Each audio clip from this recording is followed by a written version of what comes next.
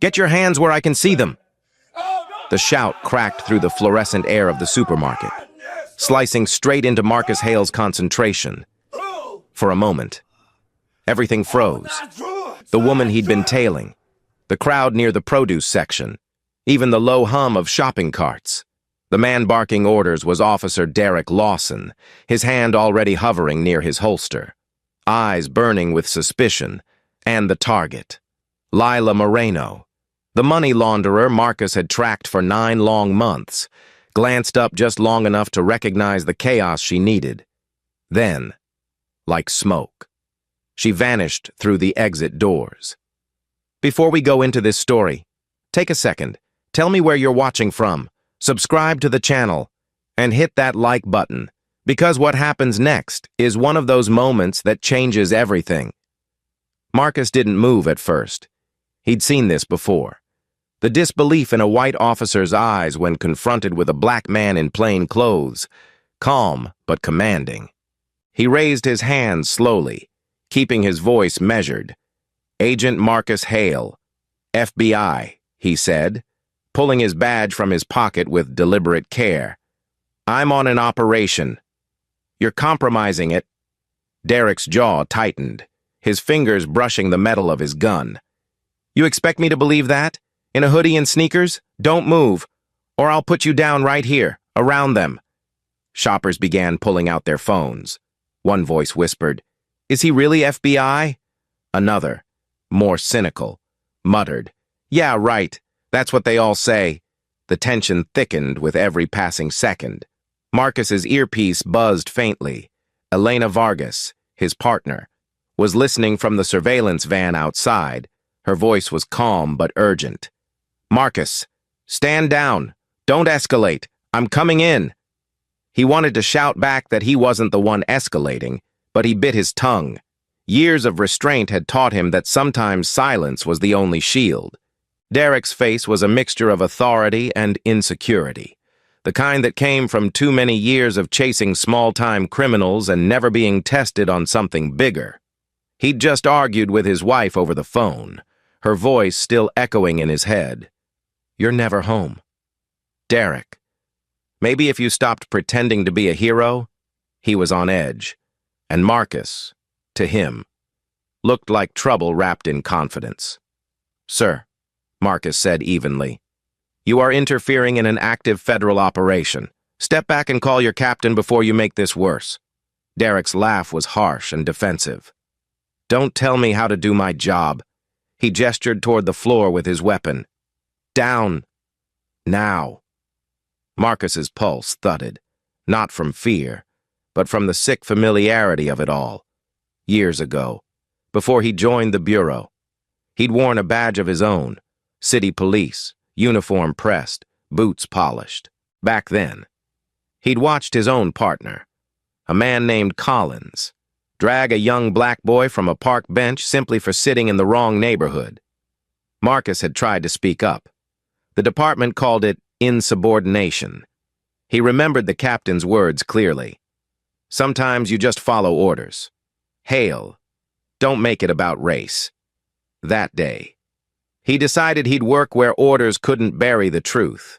Now, standing in front of Derek, he realized how little had changed. Different badge, same blindness. Elena's voice came through again. "I'm inside, near aisle 7. Don't move."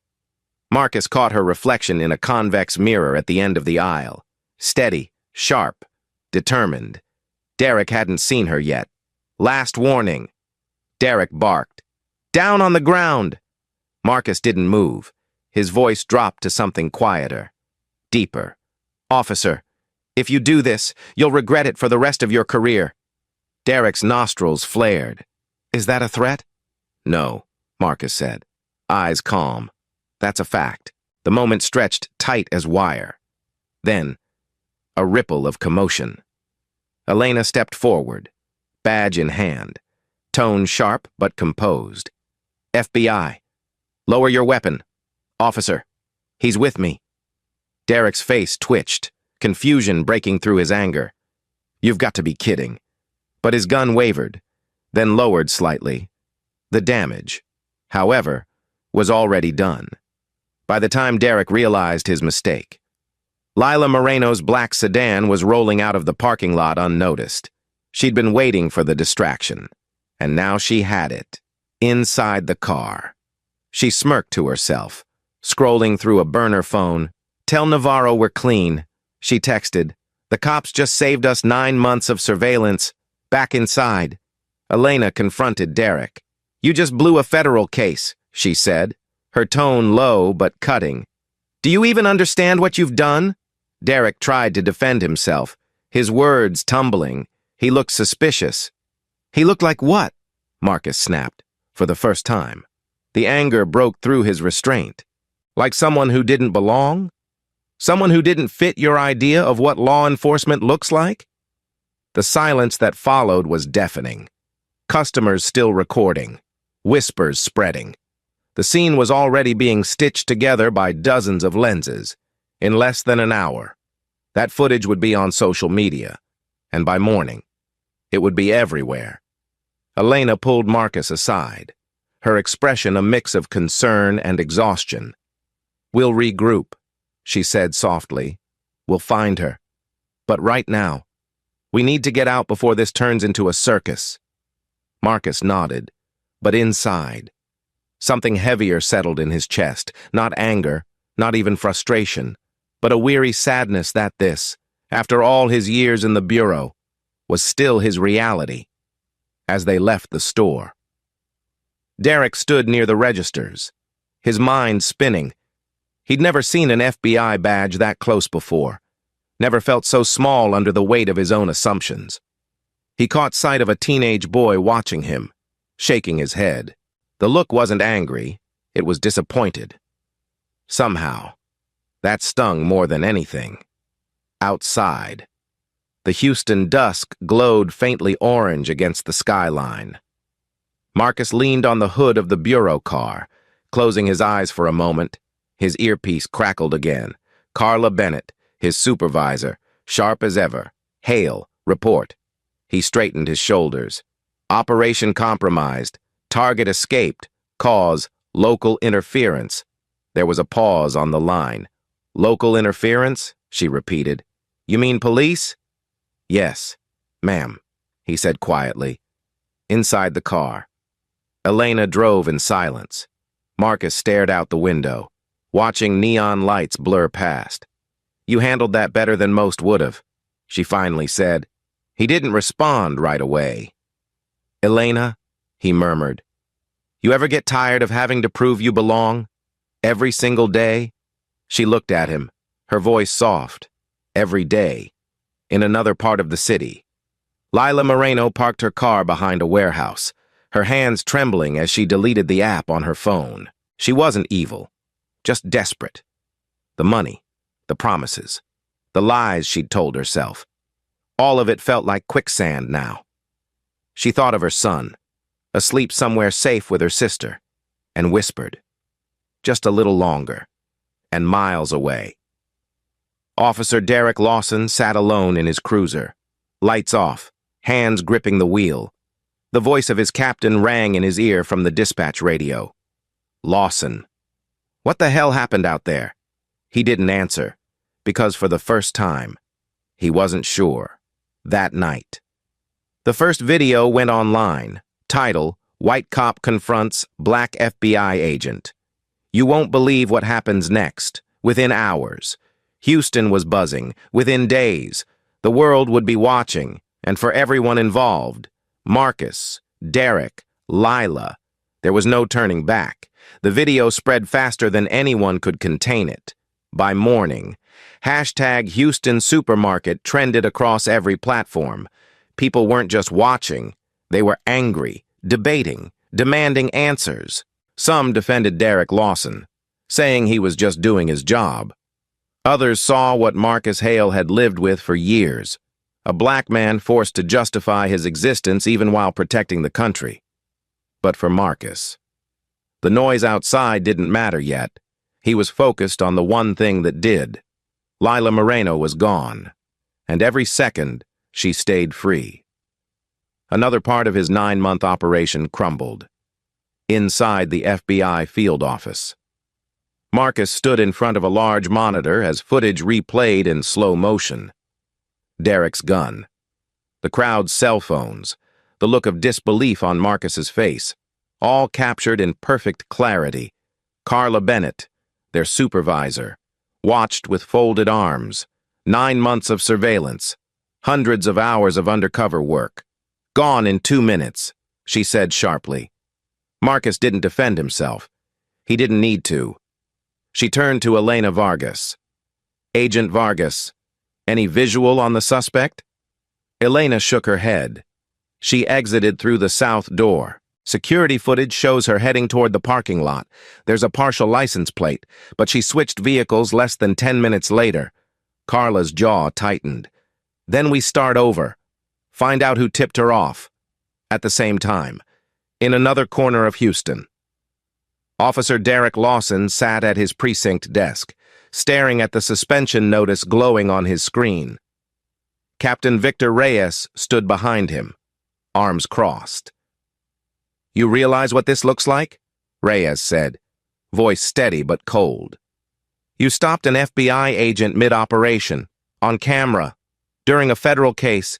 The Bureau's filing a complaint." Derek swallowed hard. He didn't identify himself clearly. Reyes raised an eyebrow. "He did." "You didn't listen. There was no yelling, just quiet disappointment, which somehow cut deeper." "Take a few days," the captain added. "Stay off the streets. We'll review it." Derek didn't respond. He just shut the laptop and walked out, his badge feeling heavier than it ever had. Meanwhile, in a dim motel room on the edge of the city, Lila Moreno watched the same video on her phone. The glow reflected off her tired face, her eyes sharp but conflicted. She had once been invisible, a single mother surviving on expired coupons and government aid. Now she was the subject of a federal manhunt. "They think they can catch me?" she muttered, pacing near the window. Her phone buzzed with a message from an encrypted app. "Stay low. Navarro's got your back." She stared at it, uncertain. Sergeant Luis Navarro, a name she hadn't heard in months. He'd been her contact in the shadows, not by choice but by circumstance. He thought he was helping her get money for her son's treatment. She thought he was just another cop she could manipulate. In truth, they were both pawns in something larger, a network that stretched beyond Houston, funneling funds through fake EBT transactions and shell grocery chains across 4 states. Back at Grandway Supermarket, the scene of the chaos, security guard Mia Chen reviewed the store's camera feeds. She was young, sharp-eyed, and restless, the kind of person who still believed the system could be fixed.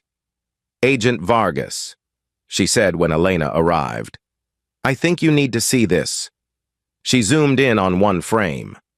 Luis Navarro, chatting near the service exit 2 hours before the confrontation. His uniform didn't belong there. He wasn't assigned to this district. He said he was responding to a call.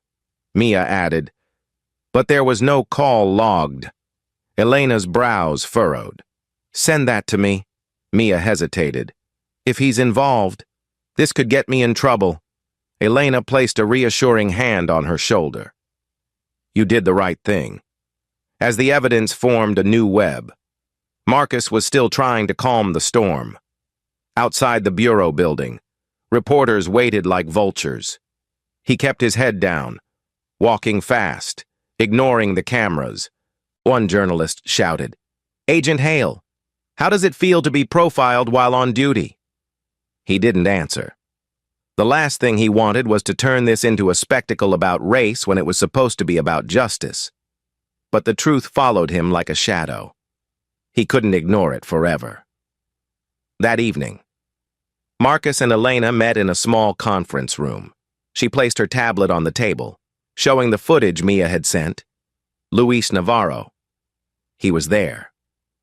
Marcus leaned forward, studying the image. "What's his connection to Lila?" "Unclear," Elena replied. "But he's been under stress lately. Gambling debts, disciplinary warnings. If Lila had a source inside law enforcement, it's him. Marcus rubbed his forehead. Which means she knew we were coming before we even walked in. At that moment, his phone buzzed. A notification from an unknown number. A single message appeared. You can't catch what's already gone. The sender's name was masked, but Marcus recognized the writing style. Lila. It wasn't a taunt, it was a warning. He handed the phone to Elena. She's playing games.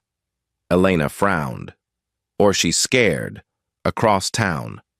Jordan Tate, the 22-year-old who'd filmed the confrontation, sat in his dorm room watching his video cross 1 million views. Comments flooded in. Praise, outrage, conspiracy theories. A local activist group reached out, asking him to speak at a community meeting. He hesitated. I didn't mean to start anything. He told his roommate, I just wanted people to see the truth. But once a story like that ignited, no one could control where it burned. By midnight, Captain Reyes called Carla Bennett directly. Their conversation was tense but professional. My officer made a mistake, Reyes admitted. He'll be disciplined. Carla's tone was clipped. Your officer compromised a federal case. Mistake is too soft a word.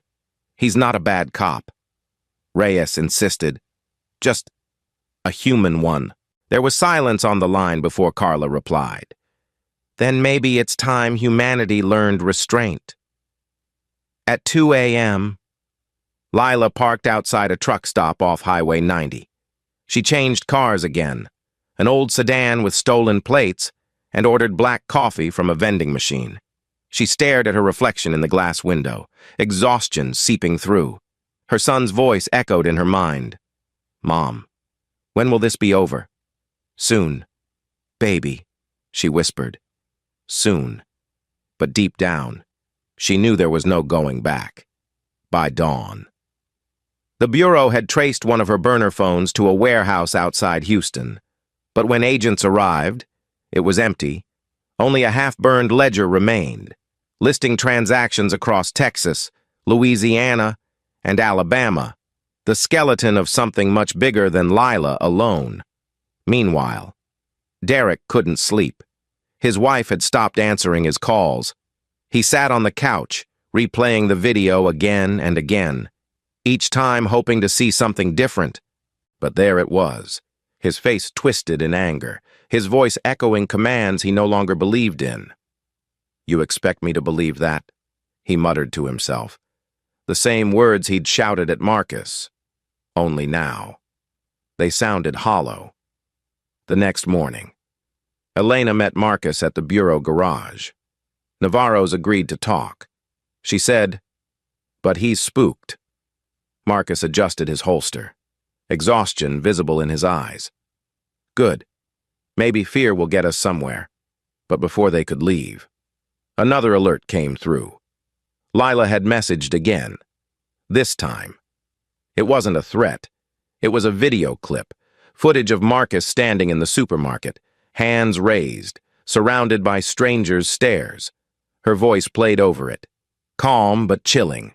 You think you're better than me, Agent Hale? You hide behind your badge. I hide behind survival. The system created both of us. Marcus stared at the screen, his reflection merging with hers in the black glass. For the first time, he didn't know who was really being hunted, the criminal he chased, or the truth he'd been running from. The call came through just after dawn. We have a lead, Elena's voice said, sharp and steady through Marcus's earpiece. License plate partial match. Vehicle spotted heading north on I-45. Marcus was already in motion before she finished. Within minutes, he was behind the wheel of an unmarked SUV, the city unfolding in streaks of morning light and sirens. The Bureau's plan was simple. Intercept Lila Moreno before she crossed state lines. But nothing about this case had been simple from the moment Derek Lawson pulled his gun inside that supermarket. Now, Marcus was chasing not only a fugitive, but the ghost of a mistake that wouldn't stop haunting him. The radio chatter filled the silence between him and Elena, who sat in the passenger seat scanning the GPS feed. She switched vehicles again. She muttered, "Blue Honda Civic, stolen 2 hours ago, heading toward exit 62. Marcus tightened his grip on the wheel. That's toward the refinery strip. Too many trucks. She could disappear in seconds. He accelerated, cutting through lanes of traffic, the engine growling beneath his calm exterior. Every move was precise. Years of bureau training had honed him into something surgical, patient, deliberate, but beneath the calm. A different kind of heat built, frustration, the sting of losing control in front of that crowd, the image of Derek's raised gun flashing in his mind like a recurring nightmare. Meanwhile, miles ahead, Lila gripped the steering wheel until her knuckles went white. The car rattled with every gust of wind, and her reflection in the side mirror was almost unrecognizable, eyes sunken, hair matted, adrenaline her only fuel. On the passenger seat beside her sat a cheap prepaid phone, blinking with unread messages. She ignored them. She had one goal left: reach the man who promised safety. Evan Brooks, her last remaining ally, the hacker who'd once built the digital system that cleaned her dirty money. He'd turned on her before, but now she needed him again. Just one more chance, she whispered to herself. Then we disappear for good. Back in Houston. Derek Lawson sat alone in his apartment, watching the live news coverage. The video from the supermarket had now reached 10 million views. Talk shows debated whether he was a racist or a scapegoat. He muted the television and stared at the reflection in the dark screen. His badge lay on the table beside a half-empty glass of bourbon. His phone buzzed. It was Luis Navarro. "We need to talk." The message read. Derek hesitated. Luis had been distant lately, nervous, almost guilty. Something about that call unsettled him. He typed back. About what? No reply came. Instead, the news anchor's voice cut through the silence from the muted screen. Sources confirmed the fugitive. Lila Moreno may have had inside help from local law enforcement. Derek froze. The weight of the words pressed down on him. Inside help. Luis. Out on the highway. The chase intensified. Marcus's SUV weaved through the morning rush as Elena relayed updates from the Bureau's command center. "She's moving erratically, cutting between semis. Looks like she's trying to bait us." Marcus's eyes narrowed. "She's not just running, she's sending a message." "What kind of message?" Elena asked. "That she knows how far we'll go before breaking the rules." Lila suddenly slammed the brakes and veered across the divider, the Honda scraping against the guardrail in a shower of sparks. Marcus swerved hard to avoid collision, tires screaming against asphalt. The Bureau helicopter above called in coordinates, tracking her turn onto a service road leading toward an industrial area. "She's boxed in," Elena shouted. But Marcus knew better. Lila was too clever to corner herself. He pushed forward, heart pounding, the line between hunter and hunted blurring with every turn, through the cracked windshield of her car. Lila spotted an abandoned truck yard ahead, the perfect cover. She pulled in, ditched the car, and sprinted between rusted trailers. Her boots kicked up gravel as she darted behind a fuel tanker, breathing hard. She could hear the sirens closing in. For a moment, she pulled out her phone, recording a quick video message. "Agent Hale," she said, voice trembling but defiant. "I know you're coming, but before you do, ask yourself why this case exists. Who profits from all this? It's not me." She sent the file through an encrypted channel, tossed the phone into the dirt, and kept running. Minutes later, Marcus and Elena arrived, weapons drawn, eyes scanning the yard. "She's close," Marcus said quietly. Elena nodded. "Backup's 5 minutes out." Marcus gestured toward the fuel tanker. "Then we finish this before the cavalry shows up." They split off, Elena circling right, Marcus moving left along a row of containers. The air smelled of oil and dust. Somewhere ahead, a faint metallic clang echoed, the sound of a door slamming shut. Marcus followed it. Gun raised, steps slow and deliberate. He turned the corner and froze. Lila stood there, her gun lowered, tears streaking her face. "Don't," she said, voice breaking. "You don't understand." Marcus didn't flinch. "Put it down." She shook her head. "You think I wanted this? You think I wanted to steal? The people funding this? They wear suits. They own banks, charities. I just kept their money moving." Her eyes locked on his. "We're both working for systems that don't care who gets crushed." For a second, Marcus saw the exhaustion in her, the same weariness he carried, but duty overrode emotion. "It's over. Lila." She smiled sadly.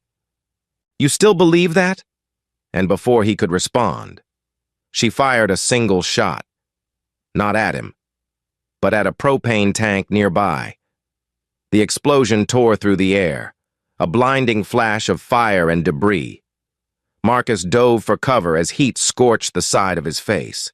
When the smoke cleared, she was gone. Hours later, back at the bureau, Marcus stood before Carla Bennett with soot still on his jacket. "She's in the wind again," Carla said grimly. "We'll issue a federal warrant across 4 states. She won't get far." Marcus didn't respond. He was staring at his reflection in the dark window, watching the faint city lights flicker. She said something. He murmured, "About the people behind her. About this system." Carla gave him a long look. "You think she's right?" He hesitated. "I think she's desperate, but desperation usually hides truth." Across town, Derek drove to an empty parking lot to meet Luis Navarro. The man looked pale, shaking, his uniform wrinkled. "I didn't mean to get anyone hurt," Luis said. "I thought she just needed information. Delivery routes, schedules. She paid me. That's all?" Derek clenched his fists. "You were feeding her bureau intel?" Luis nodded, eyes wet, indirectly. "Through a third party? I didn't know it'd go this far." Derek stared at him, disgusted. "You ruined a man's career, blew a federal case, and made every cop in Houston look dirty." Luis's voice cracked. "I was trying to fix my debts." Derek turned away, fury trembling in his voice. "You sold your soul for pocket change. That night." Marcus sat alone in his kitchen, his wife Sophia watching him quietly. "You're still thinking about her?" she said softly. He nodded. "Because she's not just a criminal. Soph, she's a symptom of something broken." She reached for his hand. "So fix it, but don't lose yourself trying." He managed a faint smile. "I'll try." Outside, Houston's skyline glowed against the night. Beautiful, distant, untouchable. Somewhere out there, Lila Moreno was still running, and Marcus Hale, weary but unyielding, knew this was no longer just a chase for justice. It was a fight for the truth behind it. The bureau conference room was silent, except for the faint hum of the projector on the screen. Evan Brooks's nervous face flickered into view through a video call. He looked like a man who hadn't slept in days, hair messy, eyes darting side to side. "I want a deal," he said, voice trembling, witness protection, reduced sentence, the whole package. "I'll give you everything on Lila and the network." Marcus Hale leaned forward, jaw tight. "You don't get a deal until we verify what you've got. Start talking." Evan hesitated, glancing off screen as if someone were listening. The operation wasn't just about EBT fraud. He said, it was about laundering political donations through fake nonprofits. Houston was just one hub. Carla Bennett's expression didn't change, but her eyes darkened. "Names?" Evan shook his head. "Not over video. I'll meet in person.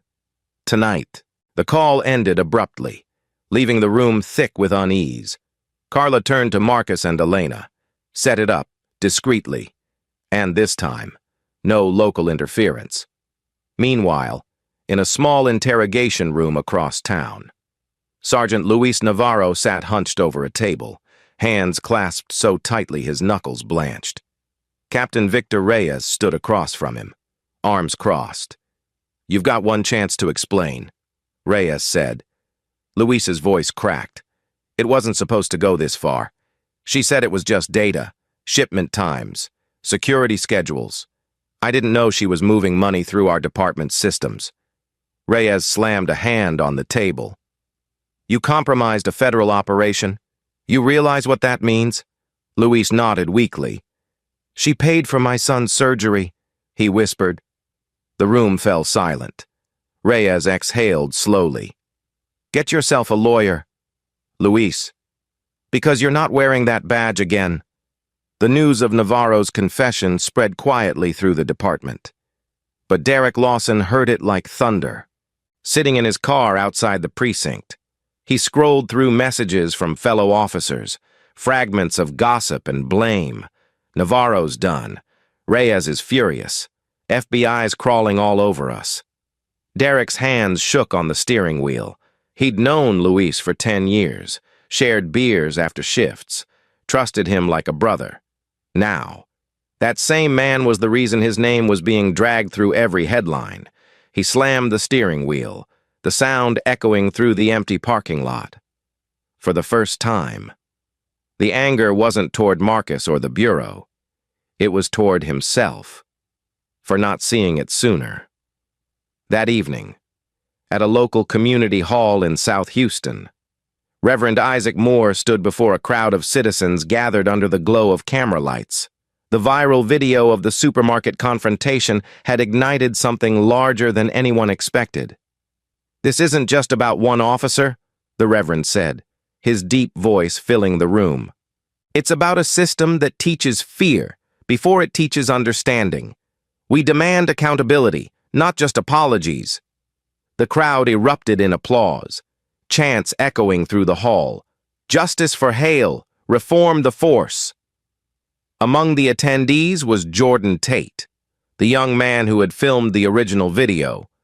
He watched from the back, uneasy with the fame that had landed on his shoulders. After the meeting, a local reporter approached him. "You realize your video started this movement?" Jordan shook his head. "I didn't start anything. I just pressed record. The world did the rest." Back at the Bureau, Elena Vargas entered the office with new intel. "Evan's ready to meet at the truck stop on Highway 90, she said. Marcus glanced at the clock. 9:47 p.m. "Let's go," he replied. But Carla stopped him. "You'll have backup this time. I'm not risking another fiasco." Marcus wanted to argue, but he knew she was right. He also knew that backup meant paperwork, delays, and the kind of hesitation that let suspects slip away. Still, he nodded and headed for the door, while the agents prepared. Derek Lawson sat in a quiet therapy room across town. Dr. Amelia Foster, the police department's psychologist, sat across from him, calm and patient. "Why are you here?" "Derek?" she asked softly. He hesitated. "Because they told me to be." "That's not what I asked." He stared at the floor. "Because I messed up.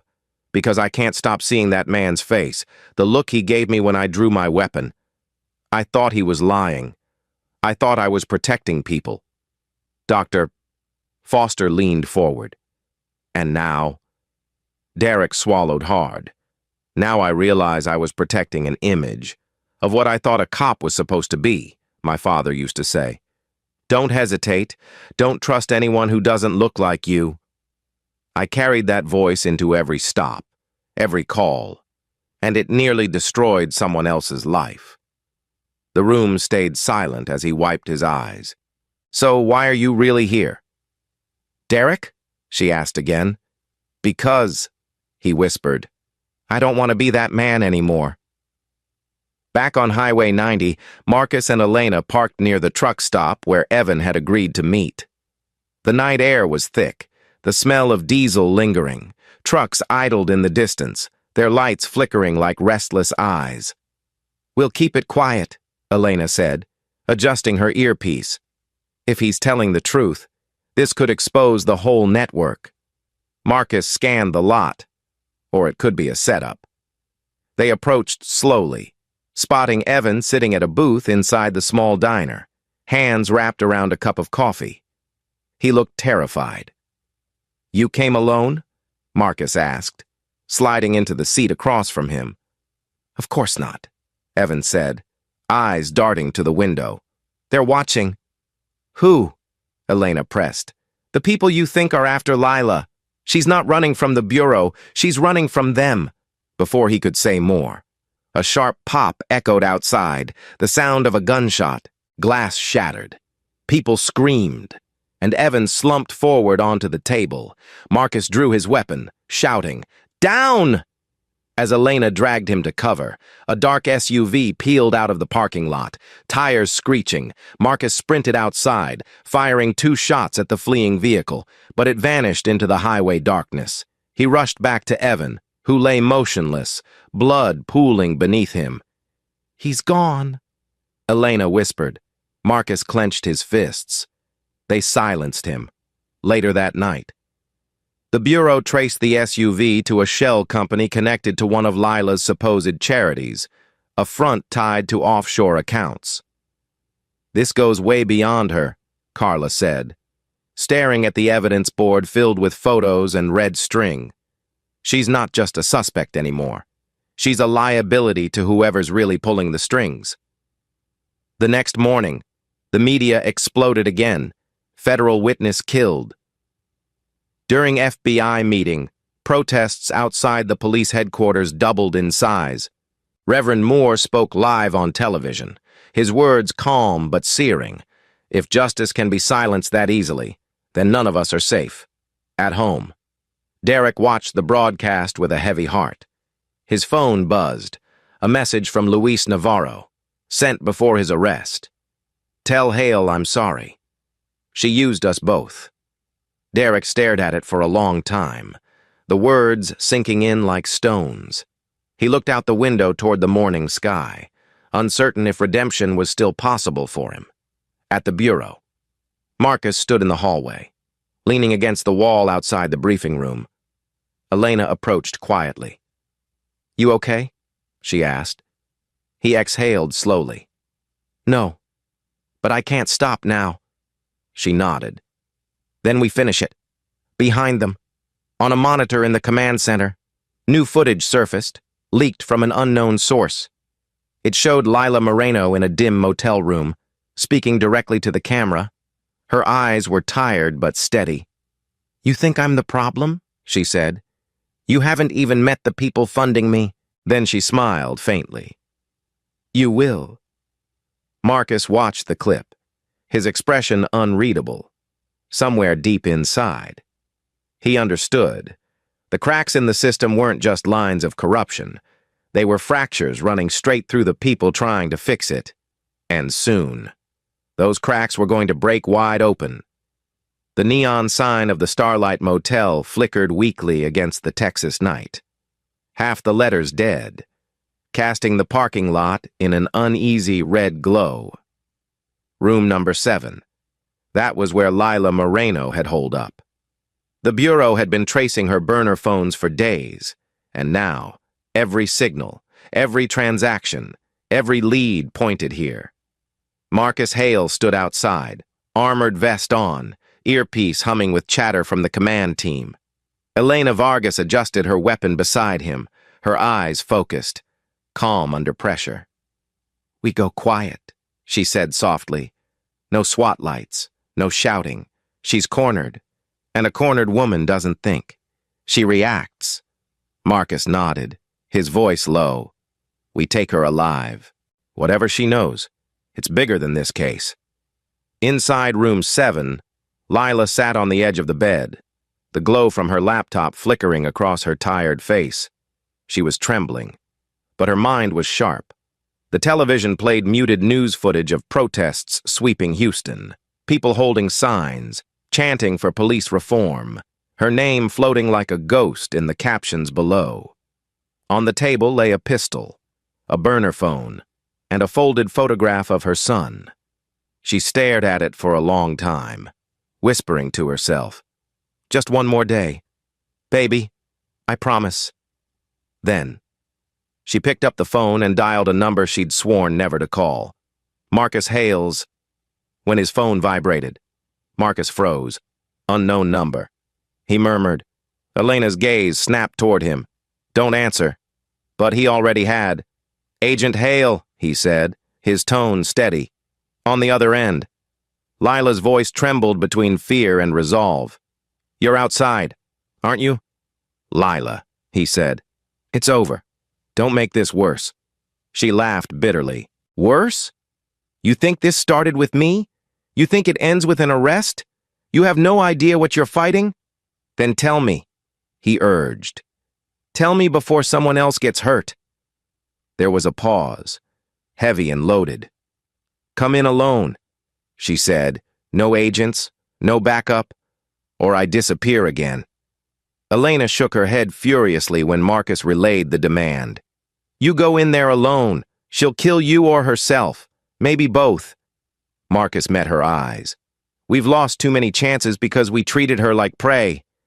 Maybe if someone just listens, we'll get the truth." Carla's voice came through the comms. "Hale, you step out of formation and I'll have your badge on my desk. Do not engage without protocol." But Marcus had already silenced his earpiece. He moved quietly toward the door of room 7, heart pounding with a rhythm both familiar and dangerous. He'd done undercover work in war zones, faced cartel assassins and corrupt officers. But this was different. This wasn't about guns or money. It was about conscience. He knocked once. "Lila, it's Marcus. I'm unarmed." A pause, then the sound of a latch turning. The door creaked open. The room was dim, the curtains drawn tight. Lila sat across from him, the gun resting on the table but pointed at nothing. "Close the door," she said softly. He did. "Why are you doing this?" he asked. She stared at him, eyes wet but defiant. "Because I thought I could outsmart them. The people funding this network. They don't lose. They pay cops. They pay judges. They pay senators. I moved their money, thinking I could take enough to save my son before they noticed. But they did." Her voice cracked. "They killed my contact in Baton Rouge last week. Evan was supposed to disappear. 2. Marcus's stomach tightened. They already silenced him. She blinked, the pain flickering across her face like lightning. "Then it's just me left." For a moment, the tension softened. Marcus sat down, hands open. "You don't have to die for this," he said. "We can protect you." She gave a bitter smile. "Protect me? You couldn't even protect your own operation." "The system protects itself. Agent Hale, it always does." She reached into her pocket and pulled out a small flash drive, tossing it across the table. "Everything's on there. Transactions, offshore accounts, names you won't believe. But once you open it, you'll see the cost. People higher than your badge, higher than mine." Suddenly, the sound of footsteps echoed outside, heavy, fast, wrong. Marcus turned toward the door just as a voice shouted from the parking lot. "FBI, step away!" Elena cursed through the radio. Local police had arrived early, their sirens cutting through the night. Lila panicked, grabbing her gun. "They're here for me!" she cried. Marcus stood quickly, holding out his hands. "Lila, stop! No one's firing! You can still walk out alive!" But the moment was gone. The door burst open, lights flooded the room, and Lila fired. A single shot into the ceiling. Chaos exploded. Officers ducked, shouting commands. Marcus grabbed her wrist, forcing the weapon down. "Lila, look at me!" he shouted. "It's over!" Her eyes were wild, her breath ragged. "You don't understand," she sobbed. "They'll kill my son!" Marcus froze. "Where is he?" She hesitated. whispering, "With my sister, in Austin, but if they find out I talked—" Her words broke off as an officer lunged forward, yanking her arm. "Don't touch her!" Marcus barked. But it was too late. The struggle sent the gun clattering to the floor. Lila fell to her knees, sobbing as agents swarmed the room. "Secure the scene," one shouted. Marcus turned away, frustration burning behind his eyes. Elena entered moments later, face tight. "You disobeyed orders," she said, but her tone wasn't angry. It was weary. "And you saved her life," she added quietly. Hours later. The motel was sealed off, yellow tape fluttering in the wind.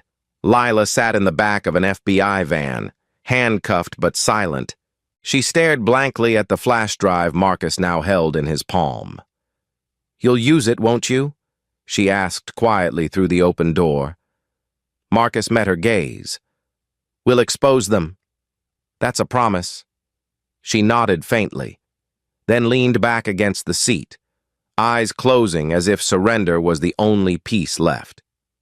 Meanwhile, in another part of the city, Derek Lawson received a call that changed everything. Lawson. "It's Reyes," his captain said. "Navarro made a full confession. You're off suspension, but Internal Affairs still wants your statement. And Hale mentioned you cooperated. That helped." Derek didn't answer right away. "I'm not the same man I was that day." "Captain," he finally said. "Let's hope not," Reyes replied before hanging up, back at the motel, as dawn crept across the cracked pavement. Marcus sat on the hood of the SUV, shoulders heavy. Elena joined him with 2 cups of coffee. "She gave us the truth," she said softly. "Now we have to decide what to do with it." Marcus stared at the horizon, voice low. "Truth doesn't fix the damage. It just reminds us what it cost." His phone buzzed. A text from Sophia. "Come home when you can. Don't lose yourself in their war." He slipped the flash drive into his pocket and looked back at room 7, the curtains fluttering gently in the morning breeze. Somewhere behind them, the system still turned, grinding, indifferent, untouchable. But tonight, he had seen its cracks, and for the first time. Marcus Hale wasn't sure if justice was about winning or surviving long enough to tell the story. The morning after the Starlight Motel raid, Houston felt different. The sun rose behind a haze of smoke from overnight protests, and the city's heartbeat pulsed with outrage, exhaustion, and disbelief. The video of the motel standoff, captured by a bystander across the street, had gone viral by dawn. It showed Lila Moreno, terrified and crying, surrounded by flashing lights, officers shouting, and Marcus Hale stepping forward with his hands raised, begging them to lower their weapons. To most of the world, he was a hero. To others, he was a man who had exposed the ugly machinery behind the badge, and for the FBI. He was both an asset and a liability inside the bureau. Carla Bennett stood at the head of the conference table, reviewing the chaos that followed. The flash drive contains evidence of money transfers involving 2 senators, 3 corporate CEOs, and a law enforcement union fund, she said grimly. If this leaks, it could shatter confidence in every institution tied to this investigation. Marcus stood across from her, exhausted but resolute. "Then maybe it's time something shattered," he said quietly. Carla's expression softened, though her tone stayed firm. "You've done your job, Agent Hale. But this isn't just justice anymore, it's politics. And politics eats truth alive." He didn't argue. He'd seen it happen too many times before. Meanwhile, Derek Lawson sat in the small office of Dr. Amelia Foster, staring at the floor. His uniform was gone, replaced by a simple gray shirt. "They suspended me indefinitely," he said softly. "Public pressure. The department needs someone to blame." Dr. Foster nodded. "Maybe that's a good thing. Sometimes stepping back is the only way forward. He looked up, eyes hollow. I didn't mean to ruin that man's life. You didn't ruin it, she replied gently. You revealed what was broken. In him, in you, in the system. Now you have a choice. Stay bitter, or start rebuilding. Derek sighed. I don't know where to start. She smiled faintly, admitting that is where it begins, in the detention wing. Lila Moreno sat behind reinforced glass, wrists still bruised from the handcuffs. Elena Vargas entered quietly, setting down a folder. They're offering you a deal, she said. Full cooperation. Witness protection for your son. Lila's eyes flickered with disbelief. After everything? They'll really keep him safe? If you tell them everything you know? Lila leaned back, tears gathering. You think I'm a monster? She whispered. Elena shook her head. No. I think you were desperate, and desperation can turn anyone into something they never meant to be. Lila's voice cracked. Then don't let my son grow up believing I was the villain. Elena placed a gentle hand on the glass. He won't. I'll make sure of it. That evening, Marcus and Elena were back on the highway, heading toward the South Carolina border with a warrant to track one of the offshore operatives tied to the network. The drive was quiet, both of them lost in thought. You ever wonder, Elena said after a while, if we're really fixing anything? Or just exposing new layers of the same corruption? Marcus glanced out the window. Every layer we peel back hurts like hell. But maybe that's the point. Healing never happens without pain. She nodded slowly. You really believe that? I have to, he said. Otherwise, what's the point of any of this? 2 days later, in a small coastal town outside Charleston, the Bureau finally cornered the last thread, a warehouse laundering money through shell charities. Lila's cooperation had been invaluable, but when they found her hiding spot empty that morning, they feared the worst. Then came the call. Lila had tried to take her own life in her cell, unable to face the weight of her choices. She survived, barely, and was moved to a secure hospital under constant watch. When Marcus heard, he said nothing for a long time. Finally, he whispered. She wanted to escape, not justice, just the noise. The city of Houston erupted that weekend with the largest protest in a decade. Reverend Isaac Moore stood at the podium, his voice echoing over thousands. We've seen too many names, too many faces, too much silence. Justice isn't just a word, it's a mirror. And right now, America doesn't like what it sees. The crowd roared, cameras rolled. Among the faces was Jordan Tate, now an activist leader, holding a sign that read, "No more blind eyes," for once. The city wasn't divided. It was united by exhaustion and hope. That night, Marcus sat at home with Sophia, the hum of the television filling the quiet. You did what you could, she said softly. Setting a cup of tea beside him, he looked at her, his eyes distant. It doesn't feel like enough. She smiled gently. It never does. But maybe that's how real change starts. One small victory at a time. He nodded, her words sinking deep. On the news, Derek Lawson's face appeared briefly. He had publicly apologized, taking full responsibility for his actions. No badge excuses bias, he'd said at a press conference, voice trembling. I'm not asking for forgiveness. I'm asking to do better. When the cameras cut away, Marcus exhaled slowly, as though releasing months of tension. Maybe people can change, he murmured. Sophia placed a hand on his shoulder. You changed him, Marcus, whether you meant to or not. He looked down at the flash drive resting on the table, evidence of everything still hidden, and whispered, then maybe there's hope for all of us. Outside. Thunder rolled softly across the horizon, a Texas storm building in the distance. inside. Marcus Hale finally allowed himself to breathe, not in victory, but in fragile redemption. The world hadn't healed, the system hadn't changed, but somewhere between chaos and conscience, he'd found something worth holding on to, the belief that justice, even when imperfect, still mattered. 3 months later, the echoes of the Houston scandal still rippled across the nation. The video of Marcus Hale's confrontation, the motel standoff, and the revelations from Lila's confession had reshaped everything, from the way the Bureau operated to how the public viewed the balance between justice and power. The headlines had cooled, the protests had quieted, but the changes were real. New oversight policies were passed, community task forces were formed, and the cracks that once divided law enforcement and the people began, slowly, to mend.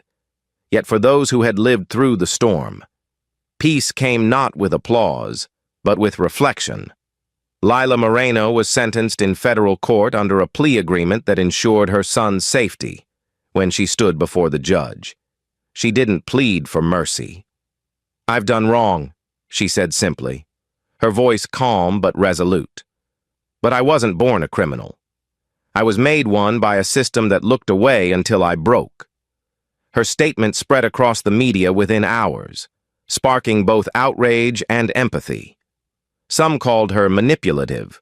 Others saw her as a mirror, reflecting a society that punished the desperate but excused the powerful. Marcus watched the coverage from the back of the courtroom, his expression unreadable. As she was led away in handcuffs, she turned slightly, meeting his eyes. It wasn't defiance this time, it was gratitude, quiet and fragile, outside. The courthouse steps were lined with cameras, activists, and citizens holding signs. Among them was Reverend Isaac Moore, standing tall beneath the morning sun. "We don't seek vengeance," he told reporters. "We seek accountability.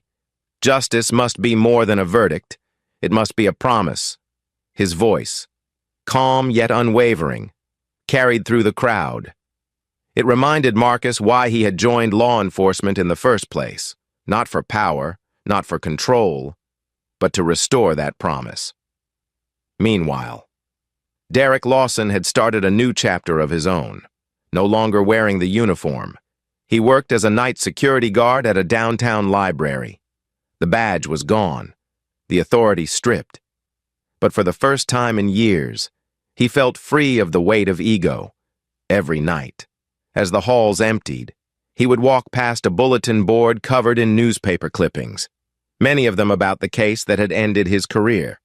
Sometimes he lingered, rereading the stories, tracing the lines of his own downfall. One evening, a janitor, an older man with kind eyes, stopped beside him.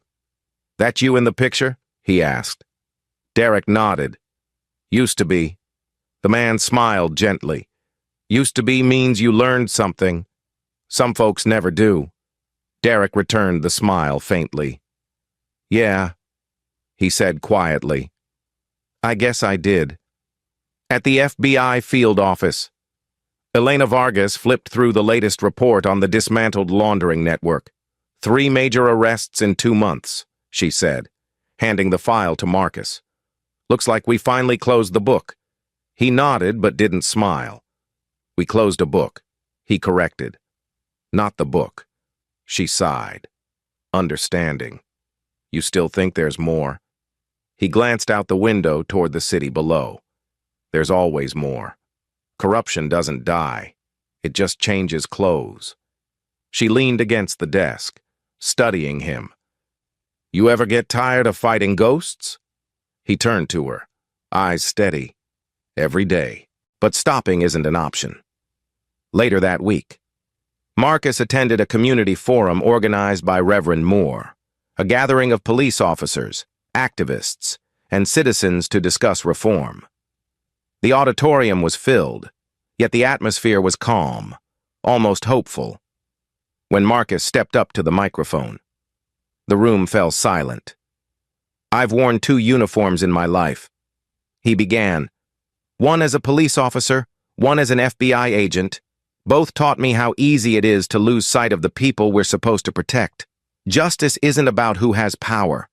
It's about who has conscience. And sometimes, the hardest justice isn't in punishing others, it's in confronting ourselves. The applause that followed wasn't loud. It was sincere, steady, and heavy with understanding. That night, back home, Marcus sat on the porch with his wife Sophia. The air was still, the city quiet under a sky full of stars. She rested her head on his shoulder. "You ever think about leaving it all behind?" she asked softly. He smiled faintly. "Every day. But then I think about the ones who can't." She looked up at him, eyes warm with pride. "You've changed more than you realize." He shook his head gently. "No, Sophia. The world changed me. I just listened. Across town, a memorial candlelight vigil took place outside the courthouse, a tribute to victims of corruption, bias, and injustice. Jordan Tate was there too, camera in hand, capturing the moment that had started with a single video months ago. As the candles flickered, he panned the camera across the faces, black, white, brown, young, old, all standing together. "This," he whispered to himself, "is what justice looks like when people refuse to stay silent." When dawn came, the world felt a little lighter. The system wasn't perfect. It never would be. But for once, people were talking, learning, rebuilding. Derek walked the quiet library halls with a small sense of peace. Lila's son started a new life far from the city, safe and unburdened, and Marcus Hale returned to his desk at the bureau, where a new file awaited, another case, another story, another chance to do it right. He looked at the photo pinned to the board beside his desk, the one from that night at the supermarket, the moment everything began. He remembered Derek's shouting, the stares, the humiliation, and the chaos that followed. But now, when he looked at it, he didn't see anger. He saw change, messy, painful, necessary change, one fight at a time. He whispered to himself, as the first rays of morning light touched his office window. Marcus exhaled slowly. Justice wasn't a destination. It was a journey, and he was still walking it. And though the road ahead would be long and uncertain, for the first time in years, he believed that maybe, just maybe, humanity was learning to see itself clearly in the mirror of justice. Thank you for watching this story until the end. If it moved you, take a moment to support our work, subscribe to the channel, leave a like, and share this story with someone who believes in justice and compassion. Your voice helps these stories live on.